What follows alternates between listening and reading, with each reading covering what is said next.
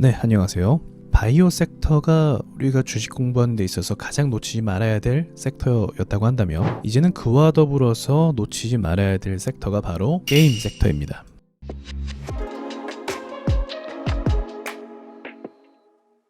최근에 메타버스, NFT 관련해서 게임주들에 대한 인기가 많아졌기 때문에 이 섹터에 대한 관심이 높아졌어요. 근데 원래는 게임 섹터는 시장에서 굉장히 소외된 섹터였습니다. 이유는 간단해요. 매출이 안정적이지가 못하거든요. 게임이라는 건 계속적으로 신규 게임을 발행하잖아요. 신규 게임을 만드는 데 있어서 진짜 많은 투자금이 들어가게 됩니다. 게임이 출시하기 전까지는요, 비용만 계속 지불이 되는 거예요. 그리고 게임이 딱 나왔을 때 시장에서 인기가 많고 접속자들을 계속적으로 유지를 해줘야 되는데 경쟁이 너무 치열하고 과열되다 보니까 투자금을 뽑지 못하는 경우가 굉장히 많았던 거죠. 그래서 게임 산업이 특별히 중국과 연관이 많이 돼 있는데, 중국 시장에 한국 게임이 들어가지 못하게 되면, 거기서 순위를 올리지 못하게 되면 국내 유저만으로는 수익을 유지하기가 어려운 것이 바로 게임 섹터의 현실이었습니다. 그래서 이 게임 섹터가 그동안 시장에서 소외를 받았던 것이죠. 또 중국에 진출을 해야 되는데 중국에서 제한을 걸거나 우리나라 컨텐츠를 받아주지 않으면 매출을 낼 수가 없는 구조이기도 했습니다. 게임하면 대표적으로 NC소프트를 다 아시죠? NC소프트 여러분 아시겠지만 리니지 게임은 특별히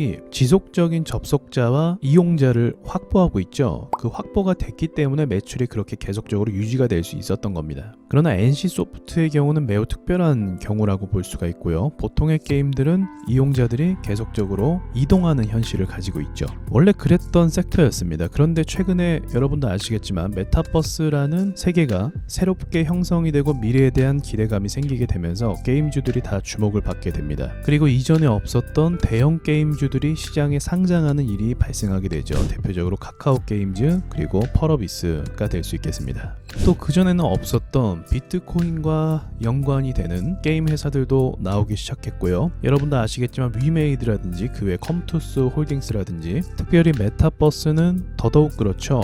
단순히 이 안에서 게임만 하는 것이 아니라 게임 외에 다양한 엔터테인먼트를 즐길 수 있는 공간을 확보하는 것이 이 메타버스 세계입니다. 그래서 우리가 메타버스에 대해서 잘 알지는 못할지라도 지금 상황을 보자고 하면 메타버스를 겨냥해서 대형 게임 회사들이 다 공격적인 투자와 사업 진출을 하는 것을 우리가 보게 되는 거죠. 자, 그렇다면 이것은 이렇게 볼 수가 있는 거예요. 게임 섹터가 이전과 다르게 미래 산업에 대한 기대치가 생겼다는 거죠.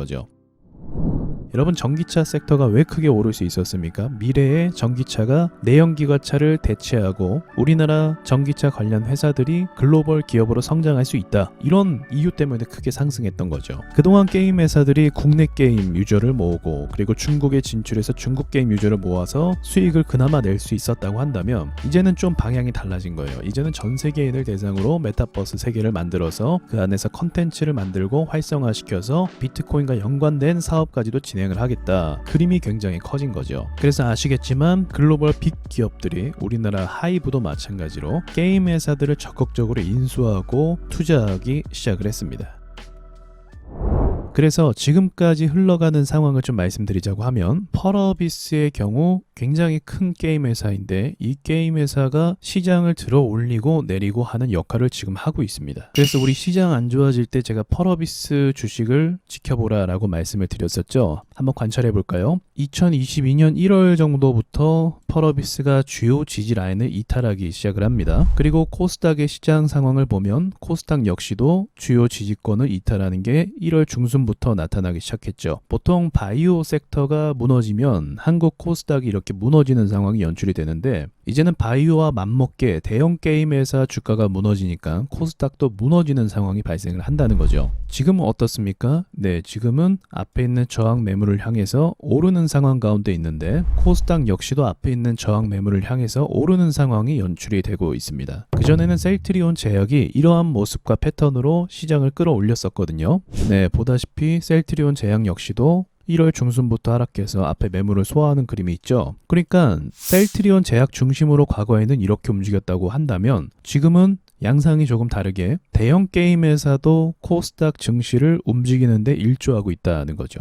특별히 펄어비스가 주저앉으면 시장도 같이 주저앉는 상황이 만들어지고 있다는 겁니다. 그래서 게임 섹터는 예전과 다르게 이제 새롭게 평가가 돼야 된다는 거죠. 시장을 주도할 수 있을 만한 큰 회사들이 시장에 많이 상장했고 이 회사들의 움직임에 따라 증시가 좌우가 된다라는 겁니다. 자, 그럼 우리가 여기서 힌트를 하나 얻을 수가 있는데 제약 바이오 같은 경우는 이전에 힘을 너무 많이 써서 추가적인 상승이 당장은 힘들어 보여요. 그렇다고 하면 시장이 당장 상승하기에는 제한적이다라고 판단할 수가 있거든요. 다시 한번 대시세가 가기 위해서는 다시 바닥에서 매집을 하고 준비를 하고 앞에 매물을 소화하는 과정을 충분히 겪은 다음에 그 다음에 전고점을 뚫어야 대시세가 가는 건데 코스닥이 현재 있는 바이오주들은 다 밑으로 눌려 있는 상황이라는 거죠. 그러나 시장을 끌어올리는 주체가 게임주로 세대 교체가 이루어진다고 하면 게임주 같은 경우는 추세가 완전히 죽었거나 엄청난 대시세가 나왔거나 전고점을 뚫어서 크게 오른 적이 아직은 없기 때문에 그런 면들을 봤을 때 게임주에 대한 기대치로 인해서 시장이 올라가는 효과를 상상해 볼 수는 있다. 그렇게 이야기 드릴 수 있을 것 같아요. 그래서 여러분이 게임 섹터를 이해하시려면 게임 섹터가 단순히 게임을 개발하는 차원으로 지금 성장하는 것이 아니라 미래의 먹거리 산업인 메타버스 세계 그리고 비트코인과의 연동된 사업 이런 것들을 통해서 상승할 기대치가 높기 때문에 전기차 섹터와 비슷하게 미래에 우리 한국 산업이 이끌어갈 수 있는 엔터 산업이 될 수 있다. 그런 기대치로 전기차처럼 계속적으로 시장 점유율을 높일 가능성이 있겠다. 그렇게 추론해 볼 수가 있는 겁니다.